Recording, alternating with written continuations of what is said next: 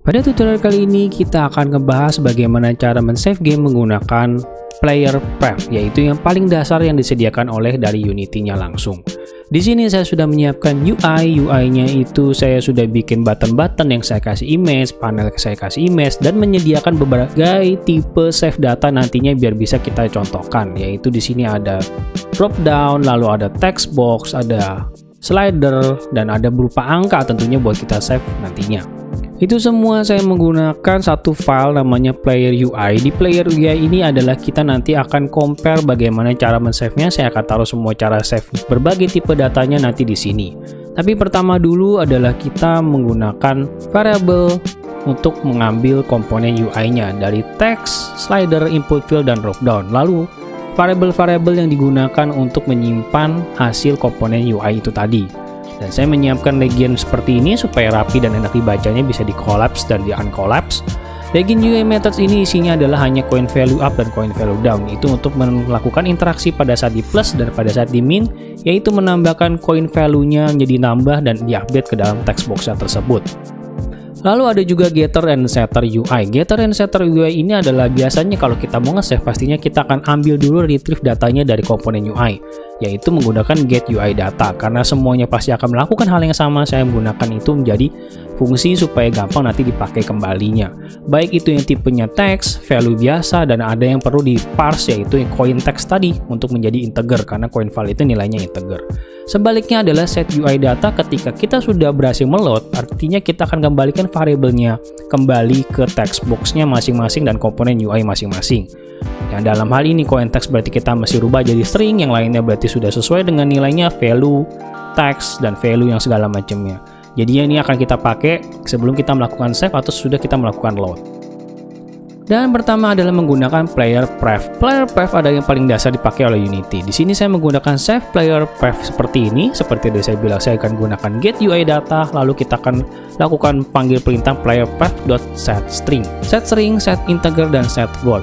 Player pref memang hanya bisa mendukung 3 tipe data, string, integer, dan float. Hanya 3 tipe itu data saja, ya mungkin itu salah satu kelemahannya. Dan bentuk parameternya di sini ada 2 parameter. Parameter pertama adalah field ID-nya, di mana kita mau save nanti di dalam player pref-nya itu ID field-nya atau semacam kayak variabelnya adalah apa. Lalu berapa nilainya menggunakan koma. Dan nantinya otomatis player text ini akan berubah menjadi nilai yang memang disimpan dalam variabel tersebut. Jadi ya, ini gampang dimengerti ya untuk dilihatnya gitu. ID-nya lalu nilainya berapa. Begitu seterusnya untuk berbagai macam set-set yang lainnya. Dan pada yang untuk meloadnya, artinya menggunakan get. Kalau ini set berarti yang ini get. Cuma tinggal dibalik aja, lalu kita ambil get sesuai dengan field ID yang tadi sudah kita tentukan. Dan kita masukkan pada variabel-variabel yang bersangkutan. Setelah variabel sudah terisi, pastinya kita akan kembalikan set UI datanya dengan fungsi yang tadi. Artinya kita tinggal terapkan file play UI.cs ini ke dalam canvas, ataupun mungkin kalian punya game object lainnya. Saya taruh di canvas, lalu jangan lupa kalian isi variable public si teksnya, slider, player input, dan level yang lainnya kalian taruh ke dalam situ. Kalian drag and drop atau di browse seperti demikian rupa supaya sama seperti yang kita isi seperti ini. Tentunya nantinya akan saya berikan juga ya supaya kalian bisa tinggal langsung menerapkan file save-nya. Lalu pada button ini kan artinya kita akan panggilkan fungsi pada canvas, objek canvas yang tadi ada script tadi, dan kita akan ambil fungsi player UI untuk melakukan save menggunakan player pref atau pp di sini, dan loadnya tentu saja yang load player pref. Lalu kita coba jalanin. Ya, yang player pref mungkin saya biarkan ini diisi, saya isi di sini player pref supaya bisa beda. Yang ini mungkin saya mundurin sedikit dan saya naikin nilainya menjadi 12. Lalu saya akan save. Yang ini dia akan save ke dalam registry. Dan nanti kalau misalkan saya matikan, saya jalani lagi kembali dan saya load. Oh iya, saya salah ya. Ini malah save player juga. Loadnya malah menggunakan save player juga. Harusnya load juga ya di sini.